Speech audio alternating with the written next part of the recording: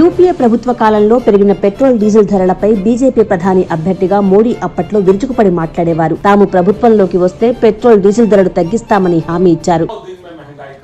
आदरणीय प्रधानमंत्री जी, आप महंगाई कम कर पाओ या न कर पाओ, कम से कम अटल बिहारी वाजपेयी जहां छोड़ के गए थे वहां तो ला करके रख दो. కానీ గత 10 ఏళ్ల మోడీ పాలనలో పెట్రోల్ డీజిల్ ఉత్పత్తుల ధరలు విపరీతంగా పెరిగాయి. అంతర్జాతీయ మార్కెట్లో క్రూడ్ ఆయిల్ ధరలు తగ్గినా దేశంలో మాత్రం పెట్రోల్ డీజిల్ ధరలు తగ్గటం లేదు. యూపీఏ ప్రభుత్వ కాలంలో 2014 ఏప్రిల్ 2న బ్యారెల్ క్రూడ్ ఆయిల్ ధర 105 రూపాయలు కాగా పెట్రోల్ ధర లీటర్ 72 రూపాయలు, డీజిల్ ధర లీటర్ 56 రూపాయలు ఉండేది. మోడీ ప్రభుత్వ కాలంలో 2024 ఏప్రిల్ 2న అంతర్జాతీయ మార్కెట్లో ఒక బ్యారెల్ క్రూడ్ ఆయిల్ ధర 86 రూపాయలకు తగ్గినా పెట్రోల్ మాత్రం లీటర్ 107 రూపాయలకు, డీజిల్ లీటర్ 95 రూపాయలకు పెరిగిపోయాయి. పెట్రోలియం ఉత్పత్తులపై సెస్ కూడా వసూలు చేస్తూ మోడీ ప్రభుత్వం దోచుకుంది. కానీ వస్తున్న ఆదాయాన్ని మాత్రం రాష్ట్రాలతో పంచుకోవడం లేదు.